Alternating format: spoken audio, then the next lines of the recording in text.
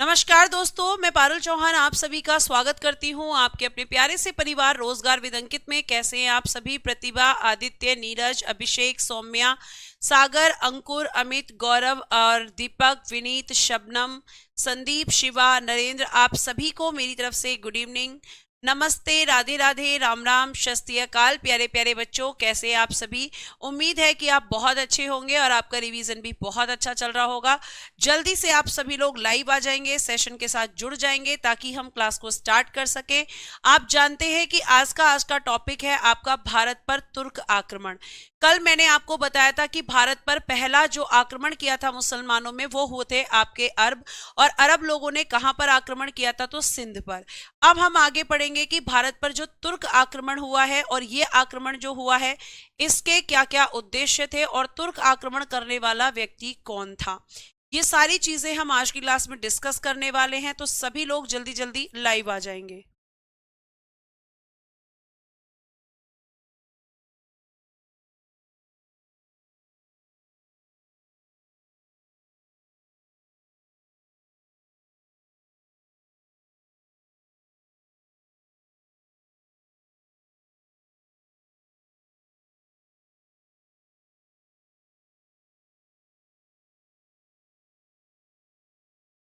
चलो, हेडिंग देना यहां पर और लिखना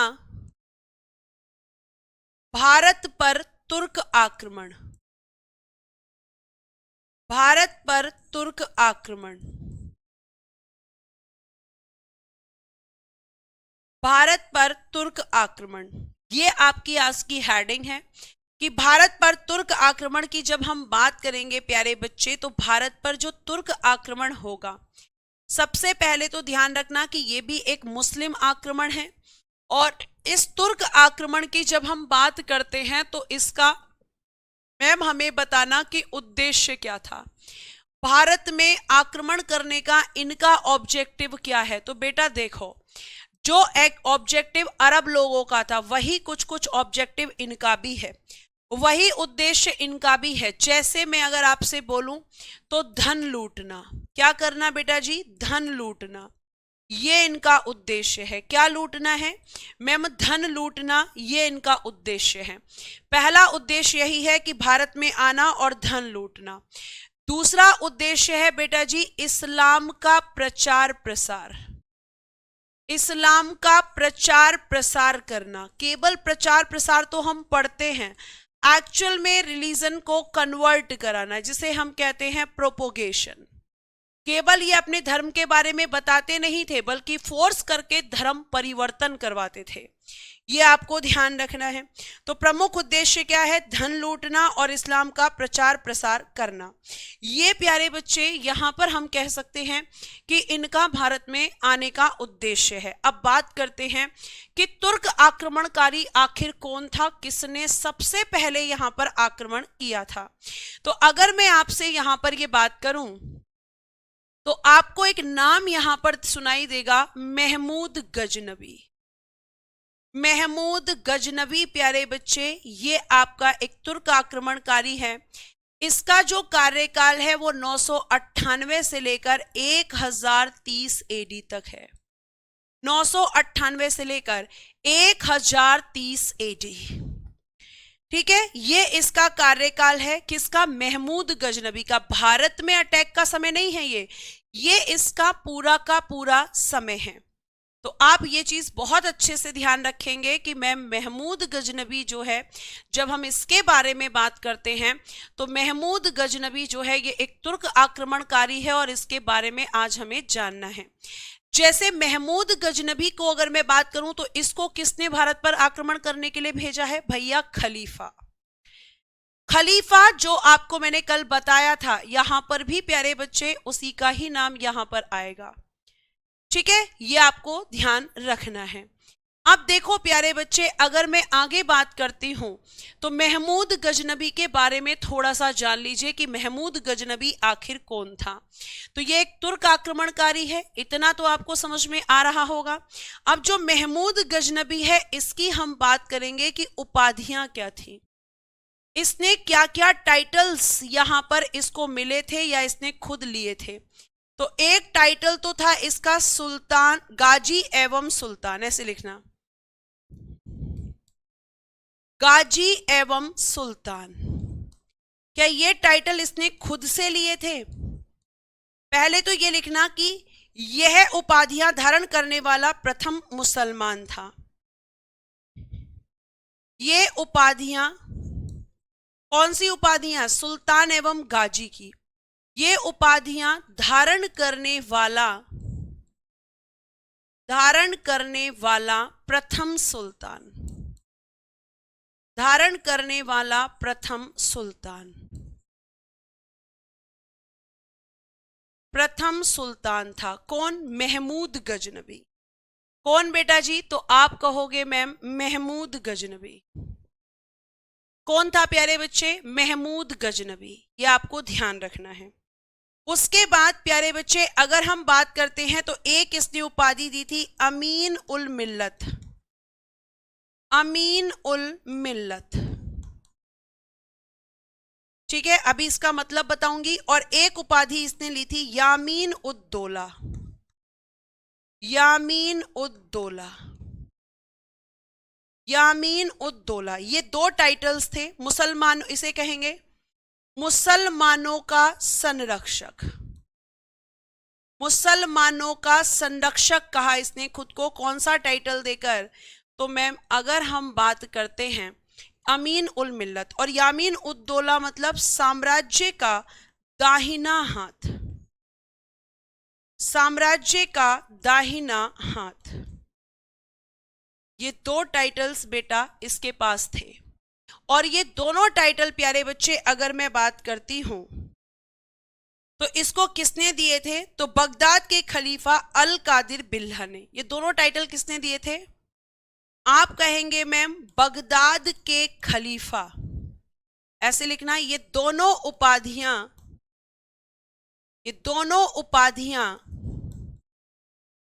इसे बगदाद के खलीफा, बगदाद के खलीफा अल कादिर बिल्ला ने दी थी, अल कादिर बिल्ला ने दी थी, अल कादिर बिल्ला ने दी थी। ये दोनों टाइटल्स किसको? महमूद गजनबी को। ये आप ध्यान रखेंगे, इसके टाइटल से क्वेश्चंस पूछे जाते हैं। एक इसको कहा जाता है मूर्ति भंजक, क्योंकि इसने भारत में आकर मूर्तियों को तोड़ा था मंदिरों के अंदर, यानी मूर्तियों को तोड़ने वाला, मूर्तियों को तोड़ने वाला। ये सब बेटा जी इसके टाइटल्स हैं महमूद गजनबी, जो इसको मिले हैं यहां पर। ये आपको ध्यान रखना है। लिखिए और फिर आगे बढ़ते हैं।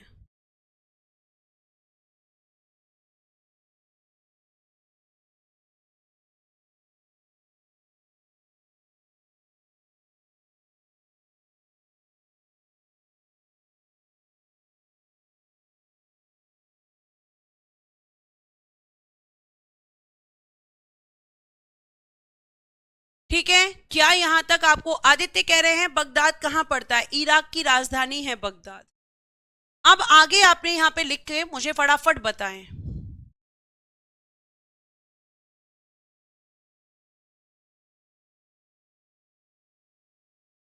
लिख लिया? चलो आगे देखो। आमिर बेटा वो नहीं हो सकता है, फालतू में आप डेली क्यों फालतू की कमेंट करते हैं? वो नहीं है पॉसिबल, वो रहेगा ही रहेगा बेटा। आगे देखो यहां पर, आगे प्यारे बच्चे अगर मैं बात करती हूं तो लिखना महमूद गजनबी ने भारत पर 17 बार, ये क्वेश्चन पूछा जाता है, 17 बार आक्रमण किया। प्रीवियस ईयर में ये पूछा गया है कि महमूद गजनबी ने भारत पर कितनी बार आक्रमण किया? तो मैम 17 टाइम्स, 17 बार प्यारे बच्चे इसने आक्रमण किया था। कब से कब माना जाता है मैम? तो मैम 1001 से 1027। 1001 से 1027 इसने भारत पर 17 बार आक्रमण किया था। दूसरा पॉइंट लिखिएगा, प्रथम आक्रमण इसने कब किया था जो कि असफल हो गया था। प्रथम आक्रमण, लेकिन ब्रैकेट में लिखना असफल। और ये बेटा इसने कब किया था, आप कहोगे मैम 1000 एडी। ठीक है, फिर बात आती है प्रथम सफल आक्रमण। प्रथम सफल आक्रमण ये इसने कब किया था, ये किया था 1001 एडी में।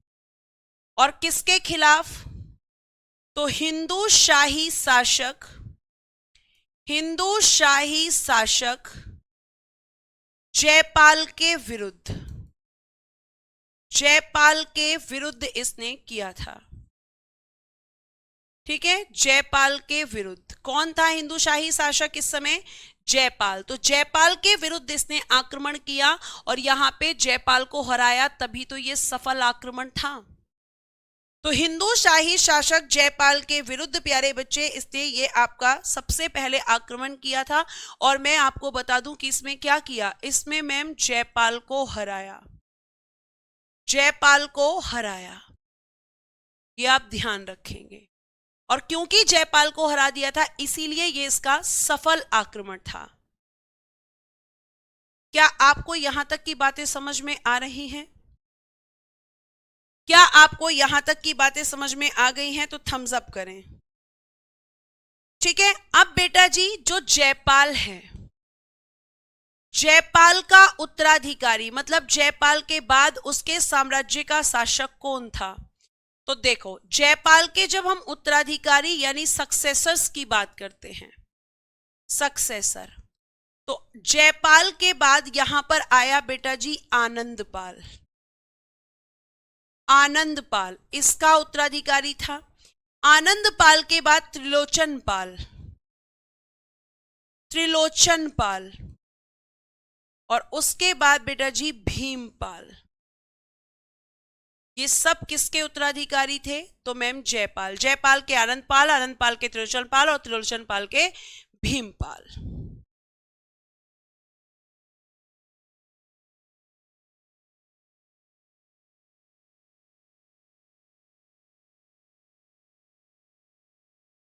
क्लियर है। और आप कहोगे कि जयपाल के विरुद्ध कहां पर अटैक किया था, पंजाब में।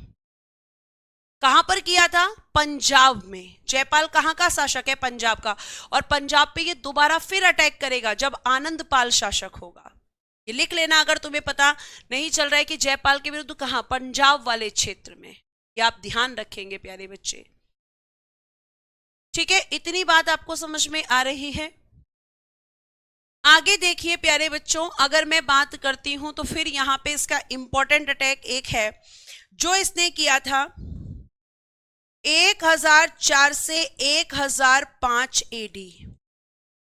और ये इसने किया था आपका सिंध एवं मुल्तान पर, सिंध एवं मुल्तान पर आक्रमण,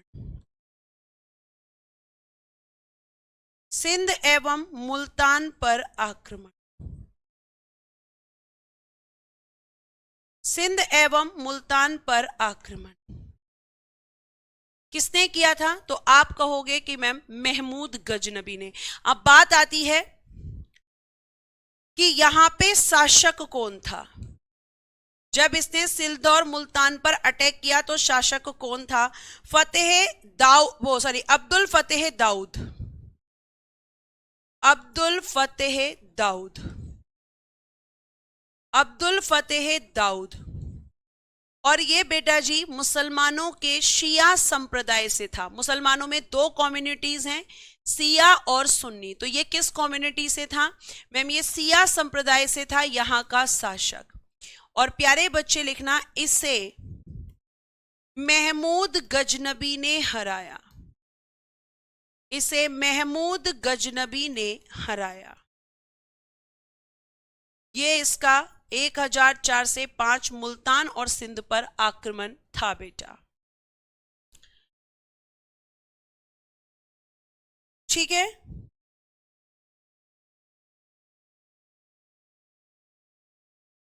अब लिखिएगा 1008 एडी।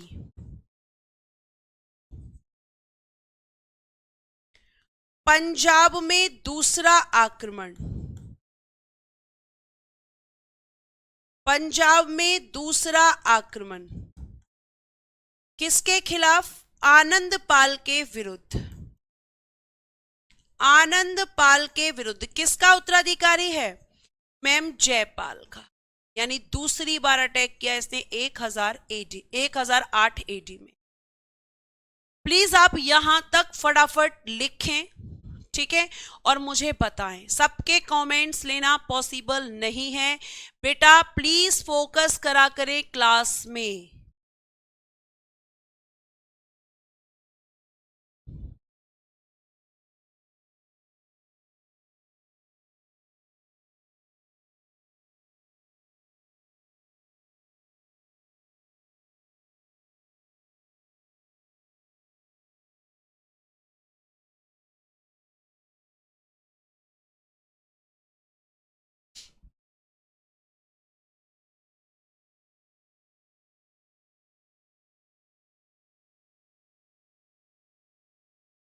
ठीक है, लिख लिया यहां तक? लिखकर फटाफट बताया करें ताकि मैं आगे बढ़ूं।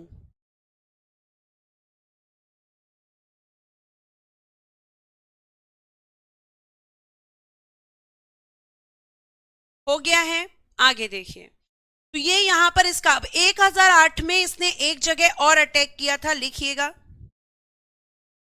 1008 एडी में इसने किया था नगरकोट अभियान या नगरकोट आक्रमण। नगरकोट आक्रमण, और ये नगरकोट आक्रमण प्यारे बच्चे इसने किया था ब्रजेश्वरी मंदिर पर। ब्रजेश्वरी मंदिर किसने? तो आप कहोगे महमूद गजनबी की बात कर रहे हैं, तो मैम उसी ने।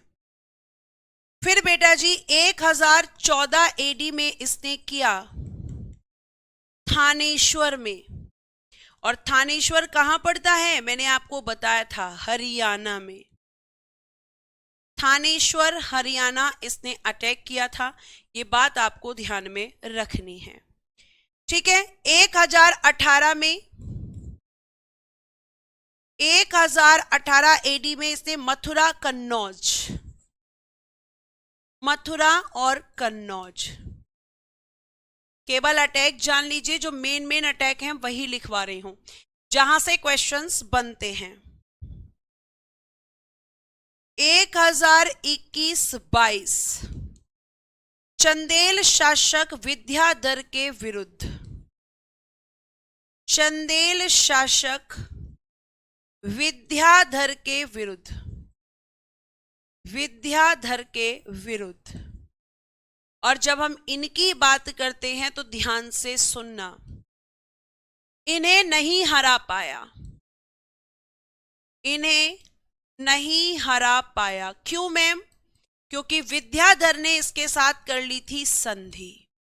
जैसे ही इसने विद्याधर के खिलाफ आक्रमण किया तो विद्याधर ने क्या किया कि भैया मैं तुम्हारे साथ संधि करने के लिए तैयार हूं। और संधि में यह कहा जाता है कि विद्याधर ने, क्योंकि इनका एक उद्देश्य क्या होता था? सुंदर लड़कियां, बहुत सारी लड़कियां विद्याधर ने दी थी। और ध्यान रखिएगा प्यारे बच्चे कि विद्याधर को ये नहीं हरा पाया था। चंदेल शासक विद्याधर को बेटा जी ये नहीं हरा पाया था, इतनी बात आप ध्यान रखेंगे।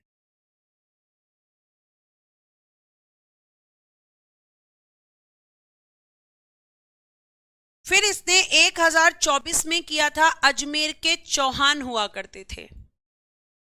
1024 एडी अजमेर के चौहान, अजमेर के चौहान, और इनको भी ये नहीं हरा पाया था। मैं बता देती हूं कि जब यहां पे इसने आक्रमण किया तो यहां पे गोविंद राज सेकंड और गोविंद राज सेकंड और राजा वीर, राजा वीर, इन दोनों ने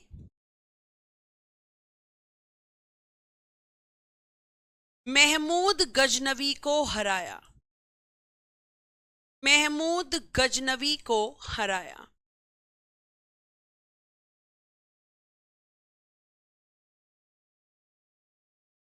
अजमेर के चौहानों ने। भैया सोमनाथ मंदिर भी बताऊंगी, थोड़ा पेशेंस तो रख लिया करो। सोमनाथ मंदिर भी बताऊंगी, क्यों परेशान हो रहे हो? ठीक है, अब आ जाइए भैया तुम्हारा सोमनाथ मंदिर।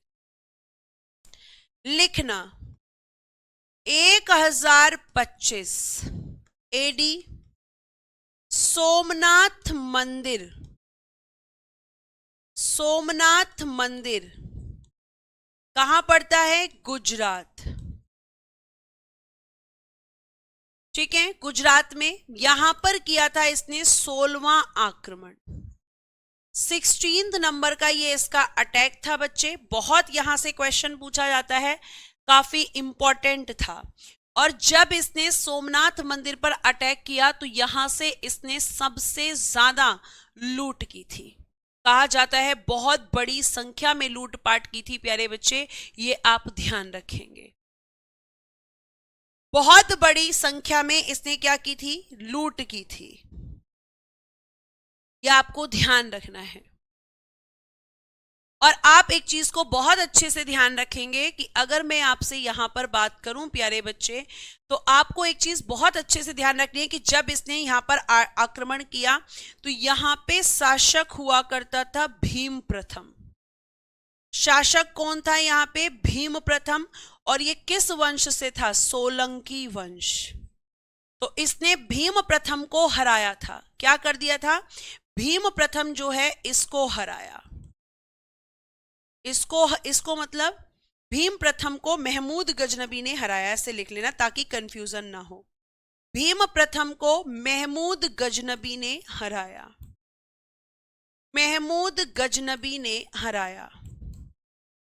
ये ध्यान रखना। अब कुछ बच्चों के कमेंट आ रहे हैं कि विद्याधर के खिलाफ 1019-20 था। मैम बेटा ध्यान से सुनो, 1019-20 में विद्याधर ने क्या किया था? 1019-20 में विद्याधर ने महमूद गजनबी के खिलाफ, महमूद गजनबी के खिलाफ एक संघ बनाया था। महमूद गजनबी के खिलाफ एक संघ बनाया था भारतीय राजाओं के साथ। महमूद गजनबी के खिलाफ या विरुद्ध एक संघ बनाया इसको हराने के लिए, ना कि विद्याधर के खिलाफ इसने अटैक 1019-20 में किया था। अटैक किया था 1021-22 में। लेकिन विद्याधर पहले चाहता था कि महमूद गजनबी जो है उसके खिलाफ क्या बनना चाहिए, तो एक संघ बनाया था। और इस संघ में त्रिलोचन पाल भी विद्याधर के साथ था।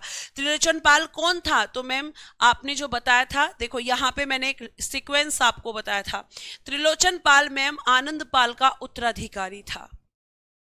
तो ये आपको ध्यान रखना है कि महमूद गजनबी के अटैक कब किया था और कब यहां पर इसके खिलाफ एक संघ विद्याधर जी ने बनाया था, क्योंकि ये इसके काफी खिलाफ थे। और इसका सबसे महत्वपूर्ण अटैक ये वाला क्यों माना जाता है? क्योंकि कई एग्जाम्स में क्वेश्चन पूछा जा चुका है। तो ये आपको ध्यान रखना है। ठीक है, अभय सिंह जी मुझे नहीं पता है आप कहां पर पढ़ के आ रहे हैं, लेकिन आप गलत बोल रहे हैं। ठीक है, गूगल पे सारी चीजें सही नहीं है, प्लीज ऑथेंटिक बुक्स का सहारा लिया करें। सोलंकी वंश कह लो या चालुक्य वंश कह दो, आशु राठौर एक ही बात है। चाहे कह दो सोलंकी वंश या कह दो चालुक्य वंश, इतना कंफ्यूज होने की जरूरत नहीं है। ठीक है, यहां तक की बात समझ में आ गई? तो भीम प्रथम जो है ये यहाँ का शासक है और सोमनाथ मंदिर पर जब इसने अटैक किया तो इसे सबसे ज्यादा जो है बड़ा अटैक क्यों माना जाता है, क्योंकि यहाँ से इसने काफी बड़ी मात्रा में लूटपाट की थी, बहुत सोना इसने यहाँ से लूटा था। और प्यारे बच्चों, आपको एक चीज और भी अच्छे से ध्यान रखनी है कि जब इसकी हम अटैक की बात कर रहे हैं तो अटैक में जब 1025 वाला सोमनाथ मंदिर वाला आता है तो एक पूछा जाता है कि इसका अंतिम आक्रमण 1027 एडी में बेटा इसने किया था अंतिम आक्रमण, लास्ट अटैक किया था और ये इसने किया था जाटों के विरुद्ध। अंतिम आक्रमण इसने किसके खिलाफ किया था? जाटों के विरुद्ध, जाटों के विरुद्ध। और जाटों के विरुद्ध प्यारे बच्चे इसने जो आक्रमण किया था ये इसका 17वां आक्रमण था, यानी कि लास्ट अटैक। और उसके बाद आपको बता दूं कि 1030 में इसकी मृत्यु हो गई। 1030 एडी में क्या हो गई मैम? इसकी मृत्यु।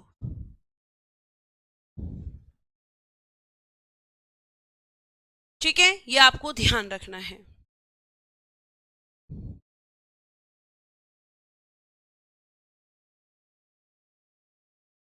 लिखिए, फिर इसके कुछ दरबारी कवि हैं जिनकी किताबों से क्वेश्चन आते हैं। कुछ कोर्ट पॉइंट थे जो इसके दरबार में रहते थे और उनकी किताबों से क्वेश्चन पूछे जाते हैं। क्या यहां तक की बात समझ में आ रही है?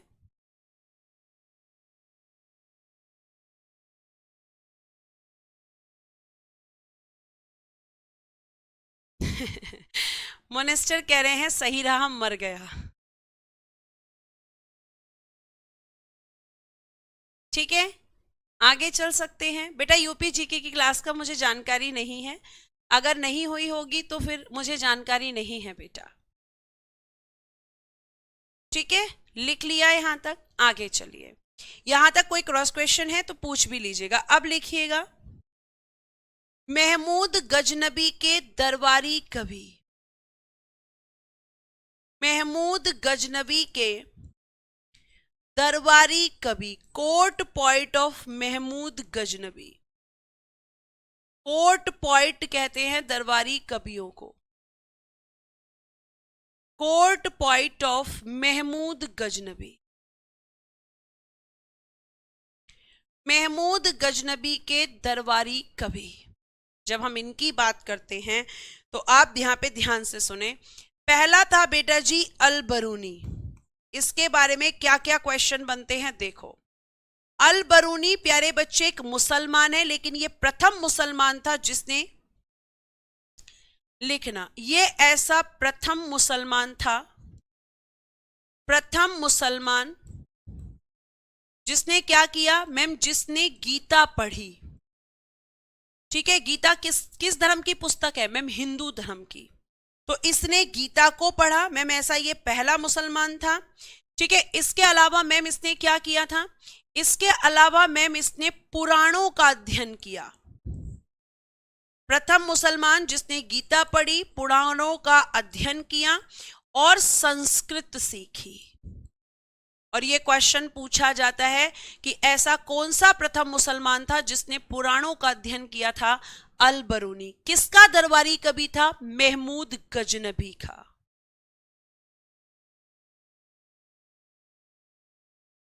ठीक है, तो आप ध्यान रखेंगे कि महमूद गजनबी का दरबारी कवि एक ऐसा प्रथम मुसलमान था अल बरूनी जिसने मैम पुराणों को पढ़ा, गीता पढ़ी और साथ साथ इसने संस्कृत भाषा को भी सीखा था। और प्यारे बच्चे, इसकी एक बुक है जो काफी पूछी जाती है जिसे हम कहते हैं किताब उल हिंद।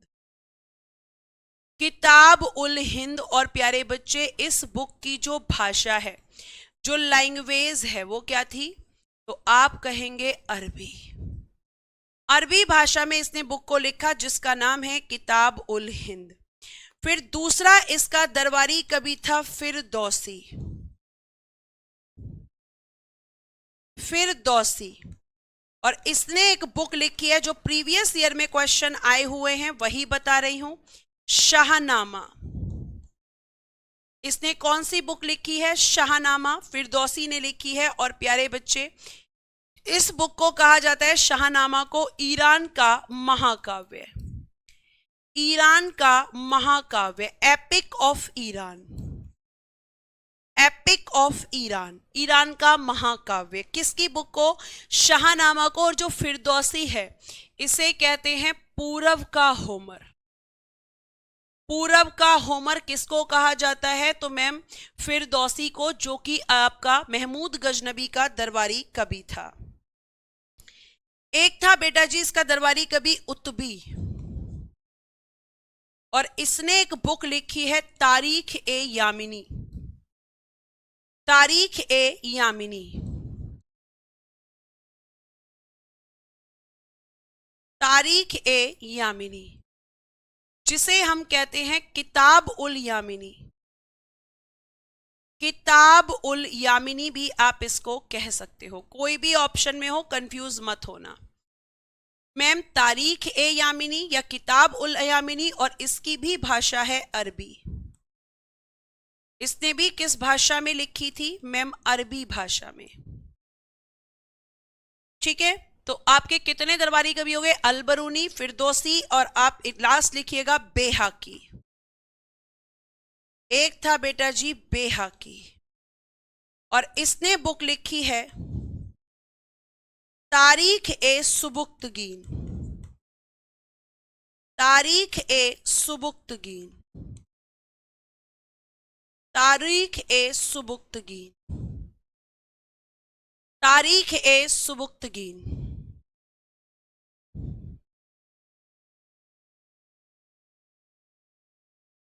लिखिए फटाफट।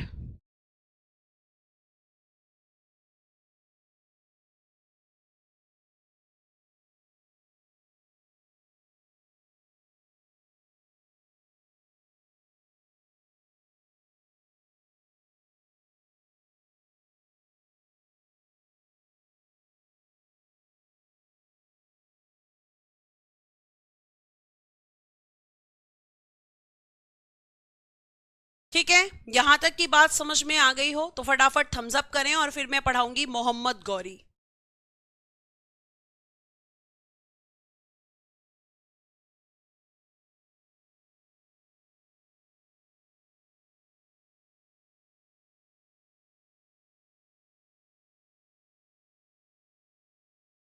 इसमें एक चीज ऐड करना बेटा कि जैसे ये भारत में आया था, तो भारत में कैसे आया था, मतलब ये नहीं लिखवाई हूं मैं, इसको लिख लेना। महमूद गजनबी खैबर दर्रे से भारत में आया। खैबर दर्रे से भारत में आया। और आपका जो इंपॉर्टेंट है इसके बाद वो है मोहम्मद गौरी, तो मैं उसी को बताऊंगी।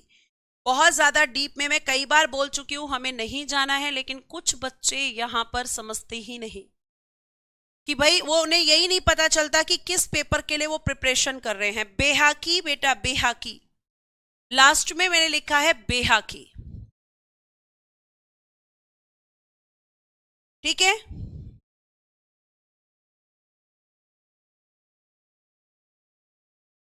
अब देखिए इसके बाद में आप लिखेंगे, इसका पूरा नाम है शिहाबुद्दीन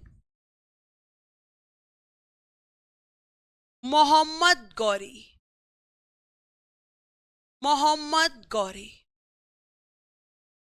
शिहाबुद्दीन मोहम्मद गौरी, इसके बारे में हम पढ़ेंगे। ये भी बाहर से आने वाला एक आक्रमणकारी है, और इसका जो टाइम पीरियड है वो 1173 से और 1206 एडी तक है। ये इसका टेन्योर है, इसका कार्यकाल है, ये आप ध्यान रखेंगे। शिहाबुद्दीन मोहम्मद गौरी की मैं बात करती हूं, तो इनका जो केंद्र था, इनका जो सेंटर है वो क्या है? गौर साम्राज्य। गौर साम्राज्य का ये शासक था। और गौर साम्राज्य मैम कहां पर पड़ता है? गौर एम्पायर कहां पर पड़ता है? तो ये पड़ता है उत्तर पश्चिमी अफगानिस्तान, नॉर्थ वेस्ट अफगानिस्तान में एक साम्राज्य हुआ करता था, गौर साम्राज्य। उसी का ये शासक है, इनका सेंटर था गौर एम्पायर। ठीक है, इनका जो वंश था, मतलब किस डायनेस्टी से है ये, तो शम्स सनी वंश से। ये क्वेश्चन पूछा गया है, इसलिए आपको बता रही हूं किस वंश से है मैम, शम्स सनी, शमशवनी वंश, शमशवनी वंश से, शमशवनी वंश, यह आपको ध्यान रखना है। अब ये क्यों पढ़ रहे हैं हम, क्योंकि बेटा इसने भी क्या किया है मैम, इसने भी अगर हम बात करते हैं तो अगर हम इसके बारे में जान लें, तो इसके बारे में अगर मैं आपसे बात करती हूं तो आप ये चीज बहुत अच्छे से जान लें कि ये भी भारत पर आक्रमण करने के लिए आया था। बेटा मैं बताती हूं किताबों में 1175 क्यों लिखा है, क्योंकि यहां पर 1175 में इसने फाइनली अपने भाई की जगह शासन करना शुरू किया था, लेकिन इसने 1173 में ही जीत लिया था चीजों को, इसलिए 1173 या फिर कहीं कहीं आपको 1175 से 1206 लिखा हुआ मिलेगा। क्या लिखा हुआ मिलेगा, कहीं कहीं 1175 से 1206, ये डेट आपको लिखी हुई मिल सकती है, लेकिन 1173 भी प्यारे बच्चे माना जाता है। कारण क्या था, क्योंकि 1173 में जो है इसने क्या किया था, गजनी को जीत लिया था, गजनी को जीत लिया था। 17वां आक्रमण शिव कुमार जी जाटों के विरुद्ध किया था, मैं आपको लिखवा चुकी हूं। ठीक है, इसका वंश क्या था मैम, शमशवनी वंश जो है, शमशवनी वंश इसका माना जाता है। अब देखिए इसका भारत पर आक्रमण का उद्देश्य, भारत पर आक्रमण का उद्देश्य, आक्रमण का उद्देश्य, इसका ऑब्जेक्टिव क्या है, तो इसका भी ऑब्जेक्टिव लगभग वही रहेगा। भाई धन लूटना तो इन सब का ऑब्जेक्टिव रहेगा कि धन तो लूटना ही लूटना है। देखो सबसे पहले तो भारत में अपने साम्राज्य की स्थापना, ये अपने साम्राज्य को स्थापित करना चाहता था भारत में। दूसरा, इस्लाम का प्रचार प्रसार, प्रोपोगेशन ऑफ इस्लाम, इस्लाम का प्रचार प्रसार ये करना चाहता था। तीसरा मैंने आपको बताया था धन की प्राप्ति, इसका उद्देश्य था, धन लूटना चाहता था, ये इसलिए भारत में आया है। ठीक है, और इसके बारे में लिखिएगा, मोहम्मद गौरी गोमल दर्रे से भारत में आया, मोहम्मद गौरी गोमल दर्रे से, गोमल दर्रे से भारत में आया, गोमल दर्रे से भारत आया। कहां से भारत में आया है, गोमल दर्रे से।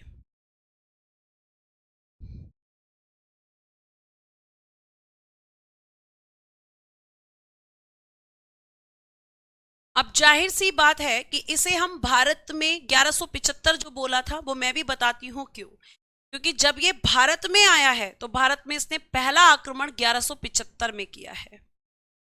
दर्रा क्या होता है भगवान मिश्रा जी, पास होता है। दर्रा मतलब पास, इसके बारे में आप ज्योग्राफी में डिटेल में पढ़ेंगे कि दर्रा किसे कहते हैं। ये आपका जो है जाने का एक रास्ता होता है दो पहाड़ों के बीच में। ठीक है, तो मोहम्मद गौरी गोमल दर्रे से भारत में आया। अब बात आती है कि क्वेश्चन आएगा कि फर्स्ट अटैक, प्रथम आक्रमण इसने कब किया था, फर्स्ट अटैक यानी कि प्रथम आक्रमण,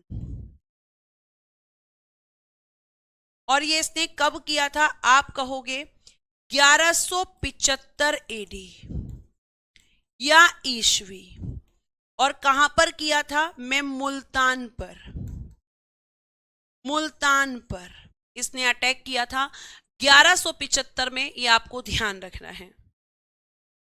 1175 में मैं मुल्तान पर आक्रमण किया था, और जिस समय इसने आक्रमण किया था करमाथी मुसलमानों का शासन था। यहां पे किसका शासन था, करमाथी मुसलमानों का आक्रमण, करमाथी मुसलमानों का आक्रमण, सॉरी करमाती मुसलमानों का शासन।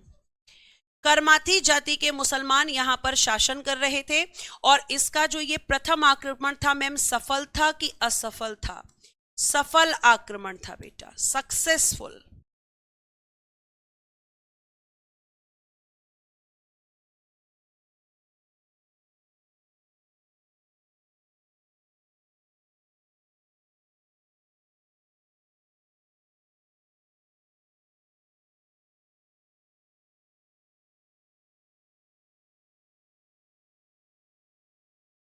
चलो अब तुम्हें एक कहानी सुनाऊंगी। कहानी क्या सुनाऊंगी? अब ये 1178 में कहां पे आक्रमण करेगा? ये करेगा गुजरात में। क्योंकि इसने सोचा कि जब महमूद गजनबी, जब उसने गुजरात में जो शासक है, उस समय तो भीम प्रथम हुआ करता था। और जिस समय, पहले कहानी सुन लो, जिस समय पर मोहम्मद गौरी भारत में आक्रमण करने आया है, तो आपको मैं बता दूं यहाँ पे कि जो भीम प्रथम है उनकी डेथ हो चुकी है। और यहां पर मोहम्मद गौरी ने पहले ये पता लगाया कि भाई गुजरात में इस समय पर किसका शासन है। तो उस समय पर शासन कर रहे थे मूलराज सेकंड। वो कौन थे मैम? भीम प्रथम के पुत्र थे। उन्हें भीम सेकंड या मूलराज सेकंड के नाम से जाना जाता है।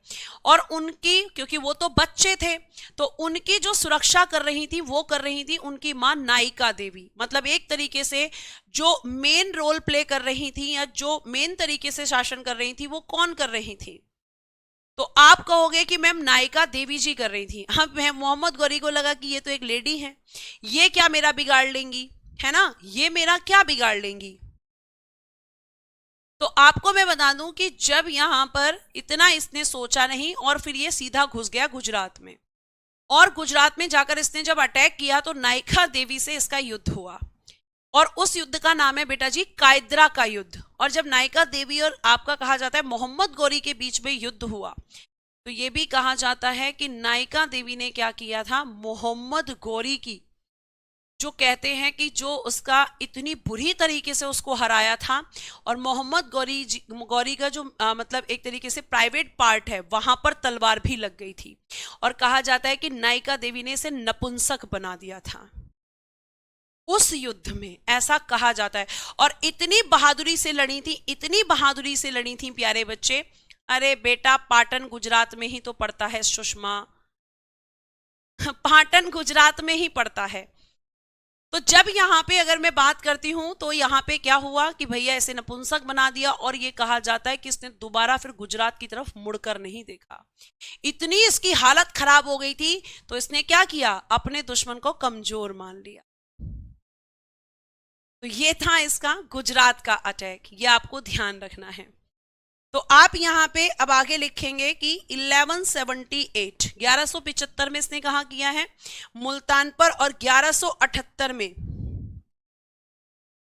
1178 एडी ये इसका दूसरा आक्रमण था, सेकंड अटैक, दूसरा आक्रमण। और कहां पर किया है? तो मैम पाटन गुजरात। कहां पर किया था मैम? पाटन। पाटन कहां पड़ता है? गुजरात में।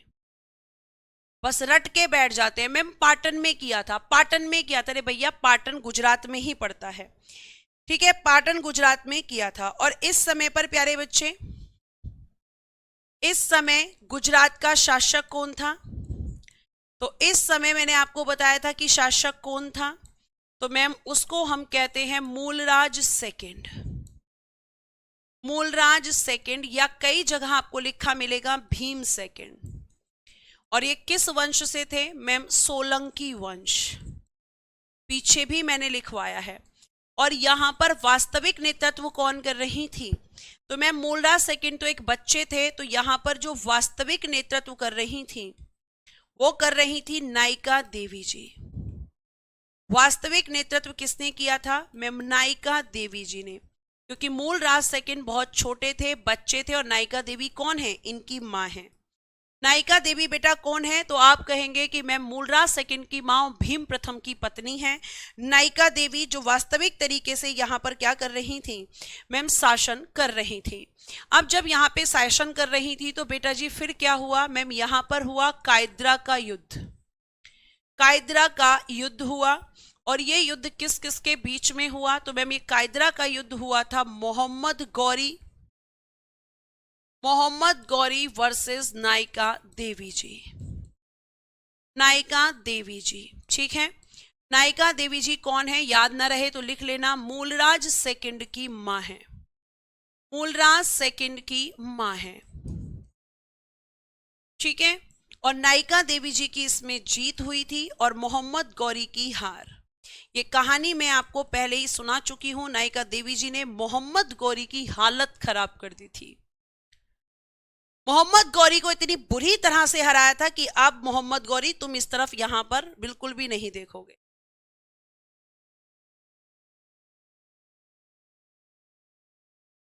ठीक है, इतनी बात समझ में आई। उसके बाद बेटा यहां पर आपको समझ में आया होगा, अब ये इंपॉर्टेंट माना जाता है। इसने सोचा कि भैया मैं भी जीत जाऊंगा। फिर बेटा 1179 में इसने कश्मीर, पेशावर और सिंध पर अटैक किया। मतलब अब ये आगे बढ़ता जा रहा है, लेकिन गुजरात की तरफ इसने मुड़कर नहीं देखा, वहां ये दोबारा कभी नहीं गया। 1186 में ये कहां पहुंच गया? लाहौर। अब चिंता होगी पृथ्वीराज चौहान जी को, क्योंकि ये आगे बढ़ता चला जा रहा है। और जैसे ही ये पहुंचेगा 1188 में भटिंडा अभियान करने, और भटिंडा अभियान जब इसने किया तो यहां पे क्या जीता था इसने? तबर हिंद को जीता। तबर हिंद को जीता। और जब ये पंजाब की तरफ बढ़ गया तो यहां पर आपको बता दूं कि पृथ्वीराज चौहान जी, जो कि इस समय पर अजमेर के शासक हैं और दिल्ली में शासन कर रहे हैं, तो उन्होंने सोचा कि भैया ये व्यक्ति तो आगे बढ़ता ही जा रहा है, ये तो कभी भी दिल्ली पर कब्जा कर लेगा, कभी भी दिल्ली को हथिया लेगा, है ना। तो यहां पे पृथ्वीराज चौहान जी क्या करेंगे? इसको हराने के लिए प्लानिंग करेंगे। कहानी सुनिए फिर से। तो ये कहा जाता है कि पृथ्वीराज चौहान जी ने जब यहां पर प्लानिंग की तो इसको बिल्कुल ये खबर नहीं लगने दी कि वो उसके खिलाफ युद्ध छेड़ने वाले हैं। नहीं खबर लगने दी पृथ्वीराज चौहान जी ने। और पृथ्वीराज चौहान जी ने क्या कर दिया? इसके खिलाफ अटैक कर दिया, मतलब इसके खिलाफ युद्ध कर दिया, जिसे आप इतिहास में तराइन के प्रथम युद्ध के नाम से जानते हैं। और इस युद्ध में पृथ्वीराज चौहान जी ने मोहम्मद गौरी को हरा दिया था। और मैं आपको एक और चीज बता दूं कि जब तराइन का प्रथम युद्ध हुआ था, जिसे हम पृथ्वीराज चौहान जी जो है, जिसे हम दुश्मन के रूप में जानते हैं पृथ्वीराज चौहान जी के, जयचंद जी, तो जयचंद ने भी अपनी सेनाओं को भेजा था। लेकिन फिर दुश्मनी क्यों हुई? क्योंकि पृथ्वीराज चौहान जी ने इस युद्ध को जीतने के बाद जिन राजाओं ने उनका साथ दिया था उन पर भी अटैक किया, और उसमें जयचंद भी शामिल था। तो जयचंद यहां से चिढ़ गया पृथ्वीराज चौहान जी से बहुत ज्यादा, और वो पहले से भी चिढ़ा हुआ था, क्योंकि पृथ्वीराज चौहान जी और जयचंद के जो नाना जी हैं, कहा जाता है एक ही थे, और उन्होंने दिल्ली की गद्दी पृथ्वीराज चौहान जी को दे दी थी, जयचंद को नहीं दी थी। एक ये भी दुश्मनी का कारण था। लेकिन उसके बाद भी जयचंद ने मदद की, लेकिन पृथ्वीराज चौहान जी ने उसी पर अटैक किया, तो दुश्मनी और ज्यादा पक्की हो गई। ठीक है, ये आपको ध्यान रखना है। अब देखो यहां पर अगर हम बात करते हैं, भटिंडा अभियान जब किया तो क्या किया मैम? तबर हिंद को जीता। और जैसे ही इसने तबर हिंद को जीता, पृथ्वीराज चौहान जी की क्या हुई? पृथ्वीराज चौहान जी की नजर पड़ी, और लिखना यही जीत तराइन के प्रथम युद्ध का कारण बनी। तराइन के प्रथम युद्ध का कारण बनी। प्रथम युद्ध का कारण बनी। तो आपको ध्यान रखना है कि पृथ्वीराज चौहान जी ने अचानक अटैक किया था। तो लिखिएगा 1191 एडी तराइन का प्रथम युद्ध। तराइन का प्रथम युद्ध। अब इतना तो आपको पता ही है कि किस किस के बीच में हुआ था। तो मैम एक तरफ था मोहम्मद गौरी। पृथ्वीराज चौहान जी ने कोई वार्निंग नहीं दी, कोई तैयारी का समय नहीं दिया था। इन्हें आप या तो कह सकते हैं पृथ्वीराज चौहान जी, या कई जगह आपको इनका नाम मिलेगा पृथ्वीराज तृतीय। तो ये एक ही व्यक्ति हैं, पृथ्वीराज थर्ड। और ये कौन थे मैम? तो बेटा जी पृथ्वीराज चौहान जी या पृथ्वीराज तृतीय जी अजमेर और दिल्ली पर शासन कर रहे थे। अजमेर और दिल्ली पर शासन था इनका। अजमेर और दिल्ली पर शासन। अजमेर इनको मिला था अपने पिताजी से और दिल्ली इनको मिली थी, कहा जाता है, इनके नाना अनंगपाल तोमर जी से। ठीक है, यहां के शासक थे। इसमें पृथ्वीराज चौहान जी की जीत हुई और मोहम्मद गौरी की हार हुई।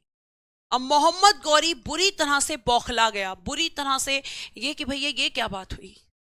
और कहा जाता है कि 1192 में जब तराइन का दूसरा युद्ध हुआ तो जैसा पृथ्वीराज चौहान जी ने किया था वैसा ही मोहम्मद गौरी ने पृथ्वीराज चौहान जी पर अचानक अटैक किया था और पृथ्वीराज चौहान जी को हरा दिया। और कुछ इतिहासकार कहते हैं हराने के बाद मार दिया, लेकिन कुछ इतिहासकार क्या कहते हैं, कुछ इतिहासकार कहते हैं कि मारा नहीं था भाई, बल्कि कैदी बना लिया था और अपने अधीन शासन करवाया था।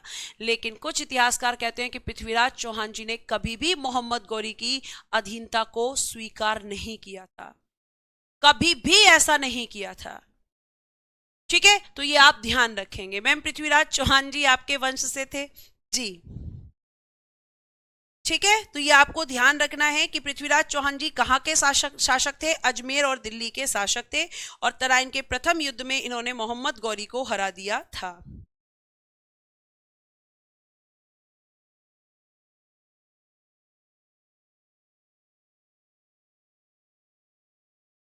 अब लिखिएगा यहां पे फिर क्या हुआ। फिर मैम यहां पर हुआ तराइन का दूसरा युद्ध। तराइन का दूसरा युद्ध, और ये कब हुआ था, तो जस्ट एक साल बाद 1192।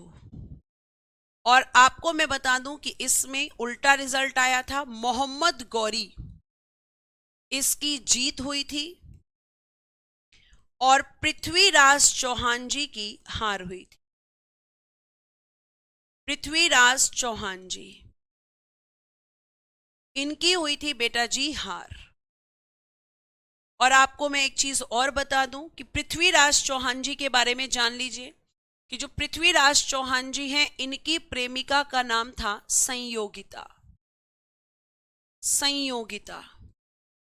और ये जो संयोगिता थी वो कौन थी, जयचंद की बेटी थी। जयचंद की बेटी। और जयचंद कौन था, तो पृथ्वीराज चौहान जी का मौसेरा भाई, यानी आपस में मौसेरे भाई थे ये। ठीक है, यानी संयोगिता जो है वो पृथ्वीराज चौहान जी की भतीजी लगती थी एक तरीके से। और बेटा आगे भी सुन लो, पृथ्वीराज चौहान जी जो हैं इनके पिताजी कौन थे, तो इनके पिताजी का नाम था सोमेश्वर सिंह चौहान जी। सोमेश्वर सिंह चौहान जी ये इनके पिताजी थे। ठीक है, और पृथ्वीराज चौहान जी को दिल्ली किससे मिला था, दिल्ली मिला अपने नाना अनंगपाल तोमर जी से। अपने नाना अनंगपाल तोमर जी से। अनंगपाल तोमर जी से। और इन्हीं को माना जाता है दिल्ली का संस्थापक। दिल्ली का संस्थापक, फाउंडर ऑफ दिल्ली किसे माना जाता है, तो मैम अनंगपाल तोमर जी को। और जिस समय इन्होंने स्थापित किया था उस समय इसे ढिल्लिकापुरी के नाम से जाना जाता था। और सोमेश्वर सिंह जी से इनको मिला था पृथ्वीराज चौहान जी को अजमेर का शासन। तो अजमेर का शासन मिला था बेटा जी पिताजी से और दिल्ली का शासन मिला था नाना जी से। ठीक है, नाना जी से।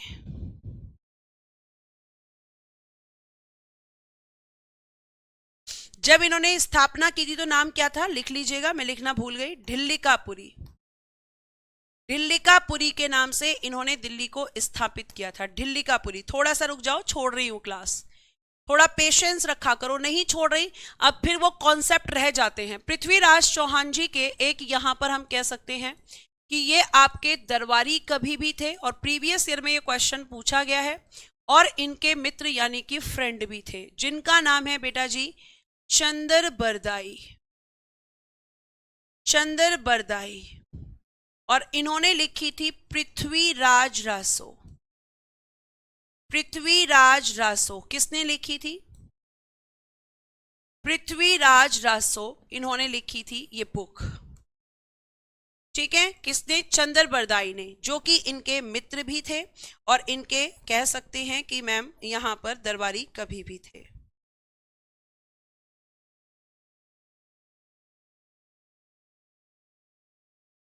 ठीक है, अब मैम जयचंद कौन था?